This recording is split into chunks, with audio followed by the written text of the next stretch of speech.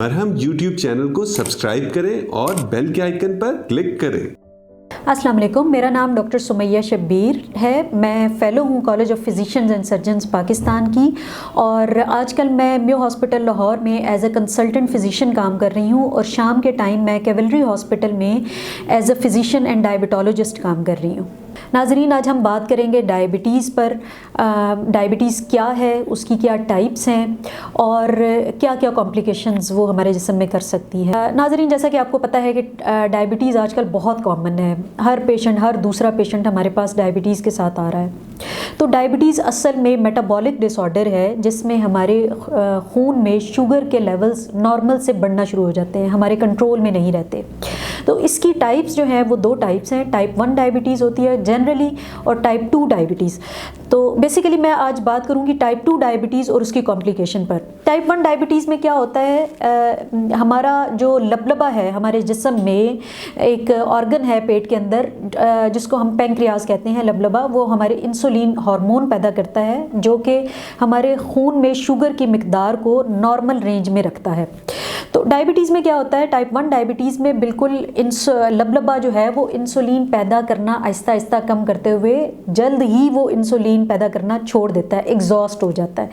उसमें हमारे पास पेशेंट्स जो हैं वो इंसुलिन डेफिशिएंसी के साथ आते हैं। उसकी अलामात जो है वो टोटली डिफरेंट हैं, जिसमें वेट लॉस है, फीवर है, हाई ब्लड शुगर है, पेशेंट जो है वो बेहोश होना शुरू हो जाते हैं। तो उसमें हल जो है वो ट्रीटमेंट सिर्फ इंसुलिन है, ठीक है। जो टाइप 2 डायबिटीज़ है उसमें क्या होता है कि उसमें हमारा लबलबा इंसुलिन पैदा तो कर रहा होता है, लेकिन मोटापे की वजह से वो इंसुलिन इफ़ेक्टिव नहीं हो रही होती। वो हमारे जिस्म में शुगर को जिस्म के साथ प्रॉपरली उसको मेटाबोलाइज नहीं कर रही होती, इस्तेमाल नहीं करवा पा रही होती। तो इंसुलिन लेवल्स भी थोड़े से ज़्यादा होते हैं और शुगर लेवल्स भी ज़्यादा होते हैं। और फिर अल्टीमेटली क्या होता है कि हमारे पैंक्रियाज पर, लबलबे पर शुगर का लोड ज़्यादा होने की वजह से वो इंसुलिन रिलीज़ कर रहा होता है और बिल आखिर वो भी एग्जॉस्ट होना शुरू हो जाता है। तो टाइप 2 डायबिटीज़ में एक तो इंसुलिन रेजिस्टेंस होती है, दूसरा इंसुलिन जो है वो नॉर्मल से कम भी पैदा हो सकती है। तो हमारे पास टाइप 2 डायबिटीज़ में ये दोनों प्रॉब्लम्स आते हैं। टाइप 1 डायबिटीज़ में इंसुलिन जो है वो बहुत कम पैदा होती है या बिल्कुल पैदा नहीं हो रही होती। और कॉम्प्लिकेशंस की अगर हम बात करें तो कॉम्प्लिकेशंस तो हमारे सोसाइटी में बहुत कॉमन है। तकरीबन जो है यूजुअली, चूँकि डायबिटीज़ की अलामात टाइप 2 डायबिटीज़ की पर्टिकुलरली थोड़ी वेग होती हैं, जिसको पेशेंट्स अक्सर घरों में कंफ्यूज कर जाते हैं। जैसा कि आजकल विंटर सीज़न है और उसमें जो है वो यूरिन के मसले मसाइल आजकल वैसे ही जो है वो हमारे पास पेशेंट्स आते हैं कि जी यूरिन ज़्यादा आ रहा है, यूरिन ज़्यादा आ रहा है। तो वो लोगों के कॉन्सेप्ट्स के मुताबिक यही होता है कि उसको डायबिटीज़ अगर हो रही है तो वो उसको इससे कंफ्यूज कर लेते हैं कि जी सर्दियों में वैसे ही यूरिन ज़्यादा आता है। तो इसमें यूरिन का मसले मसाइल होते हैं, पेशाब ज़्यादा आता है नॉर्मल से, प्यास ज़्यादा लगती है, मुंह खुश्क हो जाता है। उसके अलावा वेट लॉस भी हो सकता है इनिशियली, ठीक है। और इन्फेक्शंस होना शुरू हो जाती हैं, जिस्म पे फोड़े निकलना शुरू हो जाते हैं, जनरली इन्फेक्शन रेट बढ़ जाता है।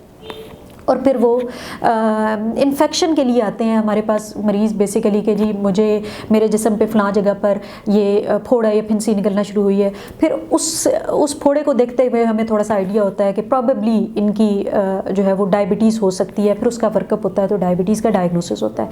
तो कहने का मकसद ये है कि टाइप 2 डायबिटीज़ में अक्सर डायग्नोसिस में देर हो जाती है। तो देर होने की वजह से कॉम्प्लिकेशंस का रिस्क होता है मोस्टली। बल्कि हमारी पॉपुलेशन में तो ये कहा जाता है कि आपके पास फर्स्ट टाइम अगर टाइप 2 डायबिटीज़ का पेशेंट आपके पास आए तो आप ये अंडरस्टूड समझें कि उसके अंडरलाइंग कोई कॉम्प्लिकेशन डेवलप हो चुकी होगी, बिकॉज पेशेंट्स मोस्टली लेट आते हैं। और हमारे साथीज़ा ने हमें ये सिखाया कि आप कंसिडर करें कि पेशेंट आपके पास 5 साल लेट आया है, तो उसमें फिर हम उनकी कॉम्प्लिकेशंस के लिए उनको असेस करते हैं। कॉम्प्लिकेशंस जो है वो मेजर हमने अपनी अंडरस्टैंडिंग के लिए उनको 2 हिस्सों में तकसीम किया हुआ है कि एक तो मैक्रोवेस्कुलर कॉम्प्लिकेशंस होती हैं जो मेजर वेसल्स को, खून की नालियों को इन्वॉल्व करती हैं, एक माइक्रोवेस्कुलर कॉम्प्लिकेशंस होती हैं। जो माइक्रोवेस्कुलर कॉम्प्लिकेशंस हैं उसमें खून की छोटी छोटी नालियाँ ख़राब होना शुरू हो जाती हैं, जिसमें पेशेंट जो है वो आँखें अगर मुतासर हों तो आँखों का जो पर्दा है वो ख़राब होना शुरू हो जाता है, नज़र में कमज़ोरी आना शुरू हो जाती है, सफ़ेद मोतियाँ होना शुरू हो जाता है। और गुर्दों पे असर, गुर्दों की नालियाँ अगर ख़राब हो जाएँ तो नेफ्रोपैथी होना शुरू हो जाती है, गुर्दे ख़राब होना शुरू हो जाते हैं। उसका हमें पता कैसे चलता है, वो पेशाब का टेस्ट करवाते हैं, उसमें प्रोटीन्स आ रही होती हैं, या जनरली मरीज़ कह रहा होता है कि मेरे पेशाब में झाग आती है, मुझे झाग नज़र आती है, और फिर बिलाखिर गुर्दे ख़राब होना शुरू हो जाते हैं, खून के टेस्ट जो है वो उनके इम्पेयर्ड रहते हैं।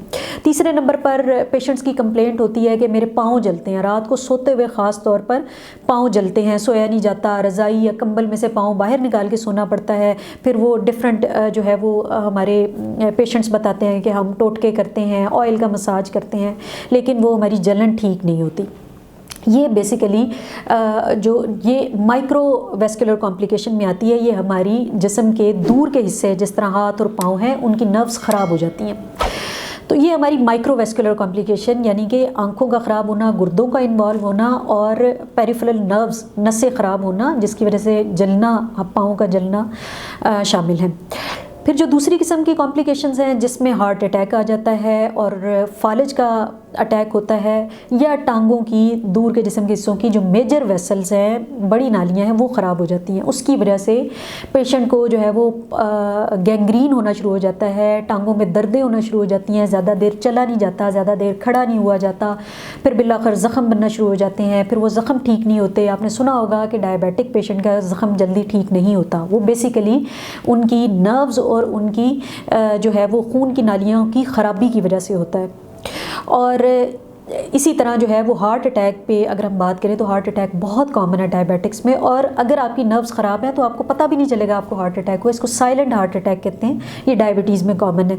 इसी तरह जो है वो दिमाग में जो खून की बड़ी वेसल्स हैं उनमें ख़राबी की वजह से या तो जो है वो उनमें क्लॉट जो है वो उनको बंद कर देता है, उसकी वजह से फालिज हो जाता है, या हाई ब्लड प्रेशर की वजह से वो नालियाँ फट जाती हैं, उसकी वजह से फालिज हो जाता है। तो ये सारी कॉम्प्लिकेशंस है। इन शॉर्ट मैं ये कहूँगी कि डायबिटीज़ जो है वो एक ऐसा डिसऑर्डर है, चाहे वो टाइप 1 डायबिटीज़ है या टाइप 2 डायबिटीज़ है, अगर आपने इसको कंट्रोल ना किया, ईजी लिया, अपना लाइफस्टाइल चेंज ना किया, हेल्दी लाइफस्टाइल की तरफ ना आए, एक्सरसाइज ना की, अपने डॉक्टर को टाइम पे कंसल्ट ना किया, दवाइयाँ टाइम पे ना ली, तो ये आपके जिस्म का कोई हिस्सा ऐसा नहीं है जिसको ये मुतासर ना करे। सर से लेकर पाँव के टोज़ तक हर हिस्से को ये मुतासर करती है, और ये आपको जो है वो आपके लाइफस्टाइल को और वो आपकी लाइफ को मिज़रेबल कर सकती है। तो आप इसका अपनी लाइफस्टाइल अपना चेंज करें और रेगुलर दवाइयाँ लें, डॉक्टर के साथ अपना रेगुलरली इन टच रहें, तो इंशाल्लाह डायबिटीज़ के साथ आप एक नॉर्मल हेल्दी इंडिविजुअल की तरह लाइफ गुजार सकते हैं। मरहम यूट्यूब चैनल को सब्सक्राइब करें और बेल के आइकन पर क्लिक करें। अभी मरहम ऐप डाउनलोड करें और किसी भी मसले के लिए 2000 से ज्यादा स्पेशलिस्ट डॉक्टर से ऑनलाइन ऑडियो या वीडियो कॉल के जरिए बात करें।